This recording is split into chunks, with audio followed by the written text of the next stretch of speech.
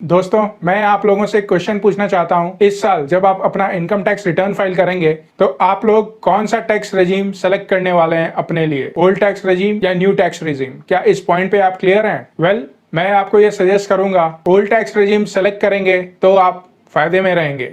Old tax regime select करने के दो बहुत ही इंपॉर्टेंट फायदे हैं। पहला कि आप अपना टैक्स बचा पाओगे, और दूसरा इसी बहाने आप इनकम टैक्स के डिडक्शंस के लिए इन्वेस्टमेंट करोगे जो फ्यूचर में आपको काफी मददगार साबित होंगी। जैसा कि आप लोगों को मालूम है, न्यू टैक्स रेजिम में डिडक्शंस नहीं मिलते हैं, तो ह्यूमन टेंडेंसी है डिडक्शंस मिलते नहीं है तो कंपल्सरीली हम हो सकता है डिडक्शंस के लिए सेविंग्स नहीं करेंगे, और सेविंग्स नहीं करेंगे तो फ्यूचर में जो हमारे को फंड्स की जरूरत होती है, हो सकता है उस टाइम पे वो हमारे पास अवेलेबल ना रहे। फ्रेंड्स, आपको जानकर ये हैरानी होगी, अगर आपका सालाना टोटल इनकम 10 लाख के अंदर है और आप डिडक्शंस सारे अवेल करते हो तो ओल्ड टैक्स रेजिम में आपका टैक्स कुछ बनेगा ही नहीं। और जो लोग सालाना 10 लाख रुपए से ज्यादा कमाते हैं, वो अगर टैक्स सेविंग्स करें तो उनको हमेशा ओल्ड टैक्स रेजिम में ही फायदा होगा, क्योंकि उनका कम टैक्स ओल्ड टैक्स रेजिम में ही लगेगा। न्यू टैक्स रेजिम केवल उन लोगों को मददगार साबित हो सकता है जिन लोगों ने अपना करियर अभी शुरुआत किया है और वो अभी डिडक्शंस का पूरी तरह से बेनिफिट नहीं ले सकते हैं। उन लोगों के लिए न्यू टैक्स रेजिम फिर भी फायदेमंद हो सकता है, पर उसके बाद भी मैं यही सजेस्ट करूंगा कि ओल्ड टैक्स रेजिम का जो इनडायरेक्ट फायदा है वो सबसे ज्यादा इंपॉर्टेंट है, और वो फायदा ये है, इसी बहाने आप अपने इन्वेस्टमेंट्स रेगुलरली करते रहोगे ताकि आपका वेल्थ और फंड इकट्ठा हो, जो कि फ्यूचर में जाके आपके और आपके परिवार को काफी मददगार साबित हो सकता है। चाहे वो आपकी रिटायरमेंट प्लानिंग हो, चाहे वो आपके बच्चों की हायर एजुकेशन हो, चाहे वो आपके बच्चों की मैरिज हो, तो किसी भी प्रकार का फाइनेंशियल गोल जिसके लिए फ्यूचर में काफी लमसम एक इकट्ठा अमाउंट चाहिए होता है, वो इसी इन्वेस्टमेंट्स के थ्रू हम पूरा करते हैं आज के डेट में। और अगर हम न्यू टैक्स रेजिम में शिफ्ट कर जाएंगे तो शायद हम उतना सीरियसली अपना इन्वेस्टमेंट्स पूरा ना करें, क्योंकि हम ये समझेंगे कि इन्वेस्टमेंट्स के अब बेनिफिट तो मिलते नहीं है, तो इन्वेस्टमेंट्स करके फायदा क्या है। तो शॉर्ट टर्म के लिए हम अपना लॉन्ग टर्म कुर्बान कर देंगे।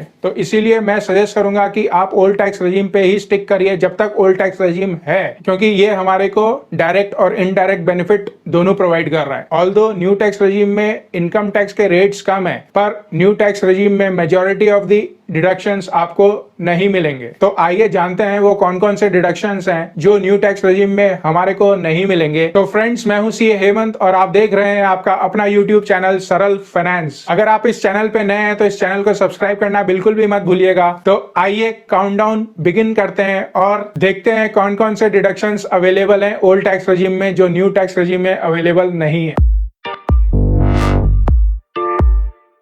सबसे पहले जो दिमाग में डिडक्शन आता है वो है स्टैंडर्ड डिडक्शन। स्टैंडर्ड डिडक्शन दोस्तों, आप लोगों को पूरा 50,000 रुपए मिलेगा। तो ये एक बहुत ही बड़ा अमाउंट है जो एज डिडक्शन आप क्लेम कर सकते हो अगर आप ओल्ड टैक्स रेजिम में हो। उसके बाद बात करते हैं आपके सैलरी के कंपोनेंट का, जिसमें एक कंपोनेंट होता है बेसिक, एक कंपोनेंट होता है एचआरए। एचआरए यानी हाउस रेंट अलाउंस का डिडक्शन आपको तभी मिलेगा जब आप ओल्ड टैक्स रेजिम में रहोगे। न्यू टैक्स रेजिम में एचआरए का डिडक्शन भी नहीं मिलेगा। जो लोग नौकरी में नहीं है, अपना बिजनेस करते हैं या सेल्फ एम्प्लॉयड हैं, वो एचआरए का बेनिफिट क्लेम नहीं कर सकते हैं। पर सेक्शन 80 जीजी के अंदर अगर किराया देते हैं तो 5,000 रुपए तक महीना, यानी कि सालाना वो 60,000 रुपए तक सेक्शन 80 जीजी में डिडक्शन क्लेम कर सकते हैं अगर वो ओल्ड टैक्स रेजिम सेलेक्ट करते हैं। इसी तरह अगर आपने हाउसिंग लोन लिया हुआ है और हाउसिंग लोन का इंटरेस्ट पे करते हो आप, तो साल का 2 लाख रुपए तक अंडर सेक्शन 24 आपको डिडक्शन मिल सकता है अगर आप ओल्ड टैक्स रेजिम में रहते हो। न्यू टैक्स रेजिम में ये बेनिफिट भी अवेलेबल नहीं है। इसी से मिलता जुलता एक और सेक्शन है जो एडिशनली आपको 1.5 लाख रुपए तक डिडक्शन अलाउ करता है। अगर आपने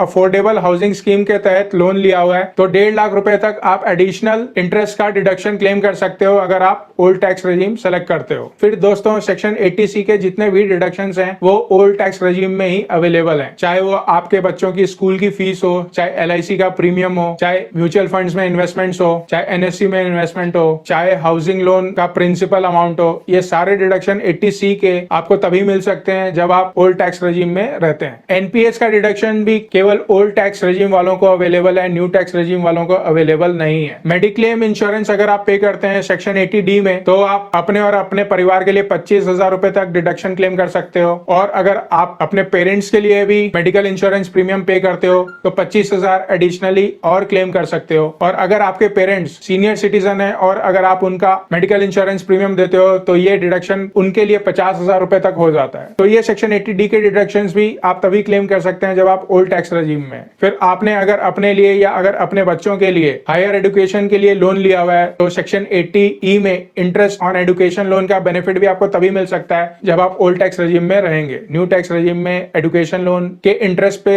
जो बेनिफिट है, जो डिडक्शन है, वो भी अवेलेबल नहीं है। और लास्ट में LTA का डिडक्शन यानी लीव ट्रैवल अलाउंस का डिडक्शन भी केवल ओल्ड टैक्स रेजिम वालों को अवेलेबल है, न्यू टैक्स रेजिम वालों को अवेलेबल नहीं है। तो आप देखेंगे दोस्तों कि लगभग जितने भी प्रकार के डिडक्शंस हैं वो आप तभी क्लेम कर सकते हो जब आप ओल्ड टैक्स रेजिम में रहते हो। न्यू टैक्स रेजिम में आपको ये सारे के सारे डिडक्शंस नहीं मिलेंगे। इसके अलावा जो सबसे बड़ा बेनिफिट है वो इनडायरेक्ट बेनिफिट है कि इसी बहाने आप इन्वेस्टमेंट्स करोगे जो कि फ्यूचर में आपको काफी काम आएंगे। तो अगर आप ओल्ड टैक्स रेजिम में रहोगे तो कम से कम टैक्स बचाने के लिए ये इन्वेस्टमेंट्स तो सालाना करते रहोगे, जो कि बाद में आपको काफी मददगार साबित हो सकता है।